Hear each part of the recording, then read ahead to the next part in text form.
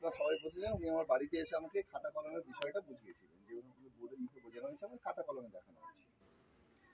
তো আমি আমার কথা বলি তার আগে 2 মিনিট আমি নিজের পরিচয়। নাম রাকেশ ঝা, বাড়ি টালিগঞ্জ, হরিদেবপুর, কলকাতায় প্রায় 32 বছর থাকার, মানে আদি বাড়ি বলতে গেলে বিহারে, কিন্তু এখন কলকাতাতেই পুরো সেটেল। নিজস্ব গাড়ি বাড়ি যা হয় লাইফ চালানোর জন্য সমস্ত কিছু টালিগঞ্জ মেইন সিটিতে সব কিছু সেটেল আছে।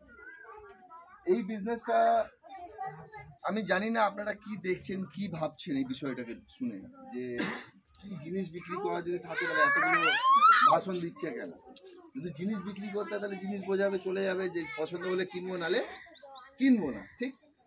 কিন্তু প্রথম দিন আমারও ঠিক একই জিনিস, এই জিনিসগুলোই মনে হতো, যে একটা লোক এসে আমাকে যখন বোঝাচ্ছে যে নুন ভালো, তেল ভালো, সাবান ভালো, শ্যাম্পু ভালো, মাজন ভালো, তাহলে এই জিনিসগুলো কিনে নিই।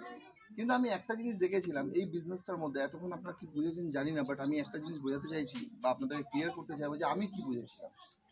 যখন প্রথমবার এই বিজনেসটা আমার জীবনে এসেছিল, আপনারা বিভিন্ন কাজের মধ্যে জড়িত আছেন, কেউ চাষবাস করেন, কেউ চাকরি করেন, কেউ নিজের ব্যবসার মধ্যে আছেন, নিশ্চয়ই আছেন। ঠিক সেরকম কলকাতাতে আমিও একটা চাকরির মধ্যে ছিলাম। আর আমি গর্ব করে বলি যে যেরকম চাকরিতে ছিলাম সেই চাকরিটা আমাদের পশ্চিমবাংলা নয়, আমাদের ভারতবর্ষ নয়, সারা ওয়ার্ল্ডের সেরা একটা কোম্পানির মধ্যে আমি চাকরি করতাম। সারা ওয়ার্ল্ডে, সারা বিশ্বের সেরা একটা কোম্পানির নাম হচ্ছে জীবনসাথী.com। আমরা টিভি খুললে কিন্তু অ্যাড দেখতে পাই জীবনসাথী.com। নকরি.com বা 99 একটা প্রপার্টি পোর্টাল একটা সাইট আছে।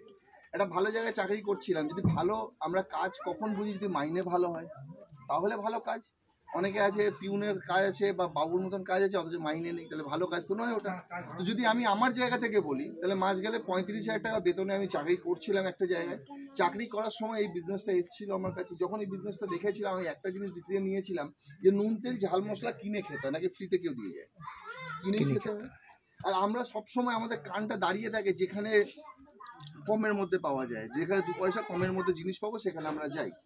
তো আমিও ছিলাম সেরকম দলের মধ্যে, ঠিক আপনাদের দলে, যে কোথায় কমে পাওয়া যাবে। কারণ সবাই যেরকম দিন যাচ্ছে, জিনিসপত্রের মূল্য বৃদ্ধি হচ্ছে, দাম বাড়ছে, ইনকাম দিনে দিনে কমে আসছে, তাহলে আমরা প্রত্যেকে চাইছি সেভিংস, টাকা বাঁচানোর জন্য।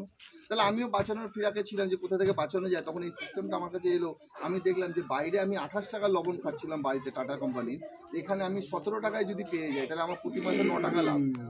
আমি বাইরে 65 টাকা 70 টাকার মাজন ব্যবহার করছি, সেটা যদি আমি 42 টাকা এখানে পেয়ে যাই তাহলে আমার হাতে 30 টাকা মতন বা 25 টাকা মতন আমার লাভ। এই চিন্তা ভাবনা প্রথম দিন আমার ছিল। তার সাথে সাথে একটা জিনিস যেটা আমাদের প্রত্যেকের চিন্তা, আপনিও ভাবেন আমিও ভাবি, সকালে উঠলে রাত্রে ঘুমানোর সময় প্রত্যেকটা সময় মাথায় একটা জিনিস চলে, এখন এই অবস্থায় আছি, কালকের দিন ঘুমানোর পরে কালকের দিন চোখ খুলবে তো। অনেক সময় এরকম ঘটেছে না স্যার? অনেক ঘটনা ঘটে, রাত্রে ঘুমিয়ে যায়, সকালে আর চোখই খুলেনি। এইরকম তাদের জীবনে হতে পারে, তাহলে আমাদের জীবনে হবে না কি গ্যারেন্টি আছে?